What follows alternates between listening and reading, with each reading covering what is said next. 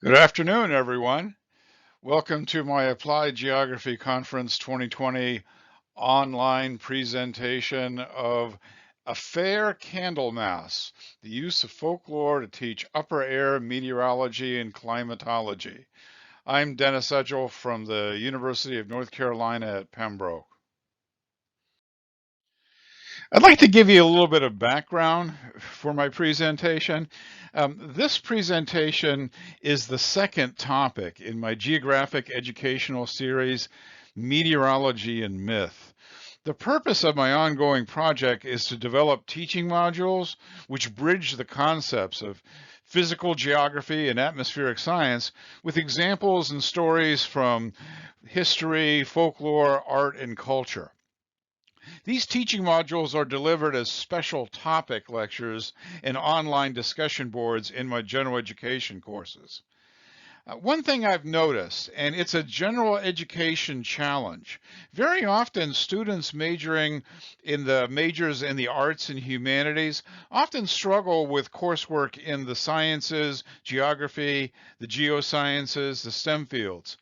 Conversely, students in the STEM fields and geoscience, very often they need to have a greater appreciation for culture, arts, and the humanities. Well, I teach an introductory general education meteorology course called Weather and Climate. Whenever February 2nd rolls around, a student will always ask if Groundhog Day predictions are true. I used to always answer, no, because meteorologists know a groundhog in its shadow can't predict the weather several weeks in advance. But I got to thinking about it though, and I started to hypothesize that there might be a good teaching opportunity within the folktale. Are there geographic factors which have allowed the folklore to survive and diffuse? If it doesn't make meteorological sense, could it make climatological sense? Well, the purpose here is, the point is not to have students prove if Groundhog Day predictions are true or not. That this story is meant to present complicated atmospheric concepts to a general audience in hopefully an understandable and relatable way. Another outcome for students is to develop an appreciation for history, folklore, and human environmental interactions. Let me give you a quick overview of the classroom lecture. So what I'm going to try to do is show you a 40-minute lecture with about 62 slides in about 5 minutes so you can get the gist of what I'm trying to convey to the students.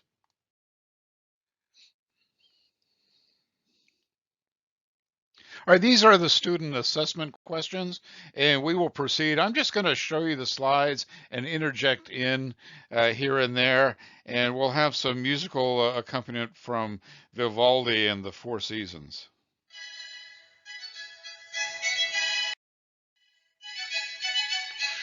Well, the Candlemas Day expression looks a lot like the Groundhog rule. There's some historical significance of that, religious significance. Mostly that Jesus is a light upon the world, and candles were lit in his honor, and also to notice the brightening of the approaching spring. A lot of students weren't aware that this coincided with Imbolc, which is a Celtic pagan tradition that honors the goddess Brigid.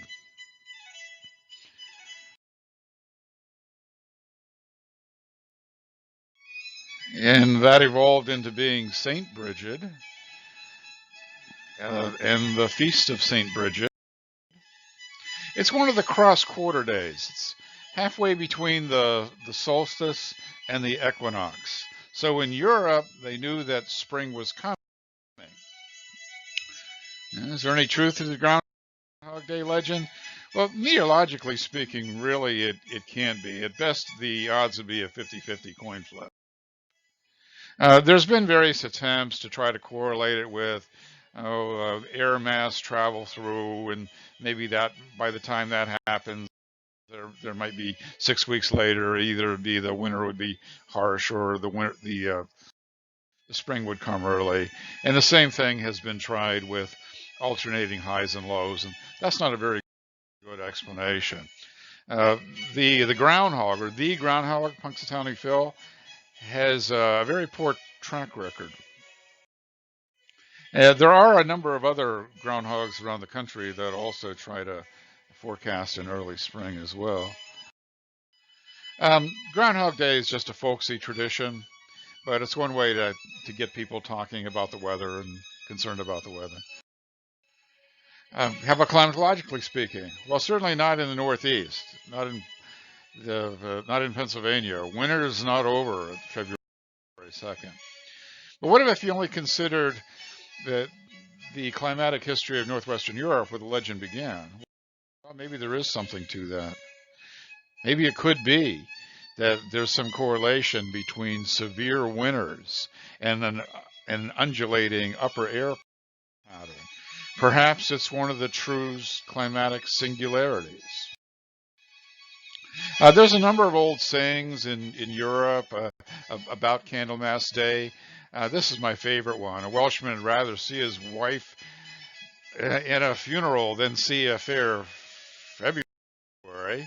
There's a number of these other expressions, and it all comes down to the farmers did not want to see sunshine too early in winter, or they didn't want to see unseasonable warm-ups. The livestock might like a little bit of warm-up, but it certainly wasn't good for the crops that are wintering over. So for them, a sunny Candlemas Day was not folksy nonsense. Later, instead of all February, it became just February 2nd because of the Christianity part of it being the date of the purification of the Virgin Mary and presentation of Jesus at the temple. So a sunny Candlemas Day is a feared omen. There's a lot of well-documented examples of how having a lot of freeze thaw was not as good as having a slow, gradual warm up. So I usually need to explain that a little bit. Groundhog Day is an American cultural event, but if there's going to be any rule about February 2nd, fair Candlemas, then it really should come from an analysis of what's going on in Northern Europe. In Europe, there are other animals besides the groundhog. Originally, it was a German badger, a European badger. Sometimes it was a bear, English hedgehog. It's just that the tradition diffused. It's probably a good example of the cultural geographer's concept of stimulus diffusion, where the exact cultural trait doesn't diffuse, but the underlying theme diffuses. And even though northeastern United States and northern Europe are somewhat similar in their cultural landscape, the climate and the climate controls are a lot different.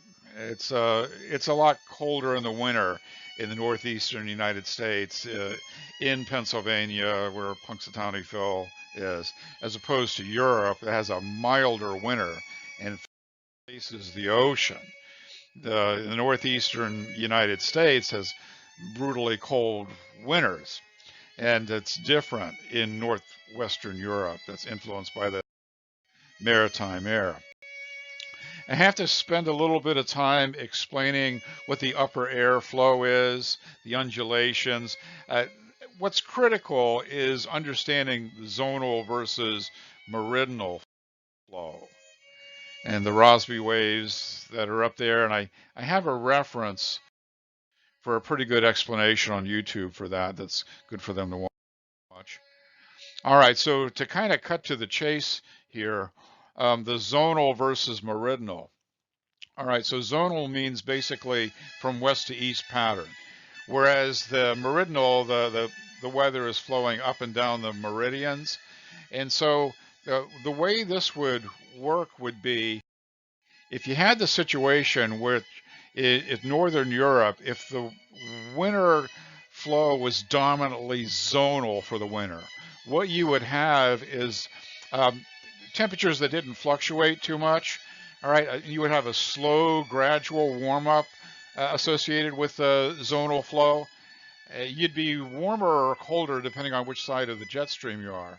And also you'd have a lot of overcast conditions because the weather is coming from the North Atlantic, which is mild, and so it'd bring the cool but overcast conditions with them. So if that's the case, then the groundhog or the badger or the hedgehog wouldn't see his shadow. So that means a slow, gradual warm up, and that may translate to be an early spring. Whereas if the situation is meridional, if the pattern of a particular winter was a situation where you had these great undulations in the upper air, well, that produces a situation where you have cold air from the Arctic, zooms down far south, and also subtropical air zooms up to the north and so forth. So you're more likely to have a fair Candlemas when the prevailing flow is meridional. All right, and you'd have it in two situations: either warm and sunny conditions coming up, scattered cumulus clouds. Well, that would be a fair Candlemas, as well as a clear but cold day, or the Arctic air mass was zooming in. That would also induce shadows. So it mainly comes down to the zonal versus meridional as to whether or not you'd perceive that to be an early spring or punctuated by a lot of cold spells, a lot of refreezes, which you don't want, and that seems like a long winter, 6 more weeks of winter. Well, climatology is a game of averages. Over the centuries, perhaps they noticed this, and like all superstitions, the superstition would be remembered when it happens, when it proves itself, and then if it didn't happen, then it didn't fit the mythology, then you'd forget it. And what constitutes a fair Candlemas anyway? Here's some other examples of the recent patterns in the previous year.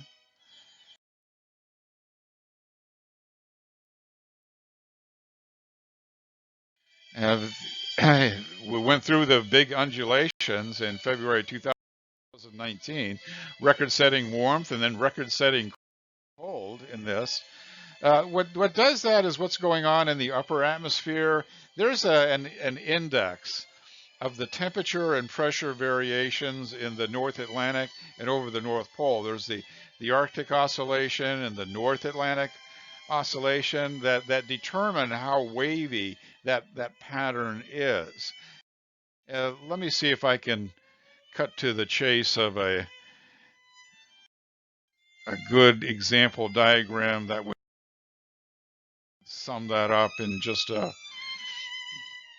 few situations here. All right, the positive Arctic oscillation, badger won't see his shadow. A negative Arctic oscillation, the badger will see his shadow more likely. Let's take a look at the pressure differential between the Icelandic low and the Azores high. When there's a big pressure gradient, the winds are dominantly zonal. And when temperatures are warmer in the Arctic, the temperature's warmer, the pressure gradient is less. So there's a wavy upper air flow in those situations. And here's and then that should recap that as well. There's a reference to find out more about those oscillations. Sometimes those waves break, push air up into the stratosphere. When it comes down, causes a phenomenon called sudden stratospheric warming. And that's associated with a weakening of the polar vortex. This has been often studied as well. I won't describe each one of these slides. But the situation is that because of that wavy flow and the sudden stratospheric warming, the breakdown of the polar vortex, that cold air breaks out. So an overall warming temperature regime, global warming, causes more cold air outbreaks. And that's the nutshell of that. The groundhog predictions really aren't the issue, and increase increase in climatic variability. That is the issue. A copy of the handout that I used in class. And my strategy was I had two classes. The lecture was 40 to 45 minutes long. The students had 25 minutes to answer the questions. So they were graded on their participation and they had to complete it as well. This is more of an informal survey that I'm using for my own teaching purposes. The results that I got from it is that students were pretty good about explaining what Candlemas was, and that's the part that they liked the best was the culture and the history in that. And most of them were sort of confident that they could explain why there might be some long-term climatological meaning to Groundhog Day or Candlemas. But where things kind of fell apart, I think, was explaining um, sudden stratospheric warming and polar vortex and how you have the situation of uh, global warming leading to more cold air outbreaks. Overall, I'd have to say that they're very confident. The written answers, though, didn't always support that, particularly the things about global warming. And it's another piece of evidence that there still is a lot of opportunity for teaching the public what global warming means. There's a lot of misunderstanding out there, as everyone knows. For navel gazing, I would have to say I need to find a way to improve that. The meteorology and myth part seems to go well. The cultural part of it goes well, but explaining what's going on in the upper atmosphere, that's a little more difficult. And that's a difficult thing to do, to explain to the layperson with no prerequisites. And in general, I would have to say that the comments were all fairly supportive with few complaints about why they had to do this or that. Perhaps next year you'll be seeing some more in my Meteorology and Myth series. Krishna's Monsoon Swing would be next, and some of the other ones as well. So thank you for your time, and I will end up at this point. Thank you. Thank you.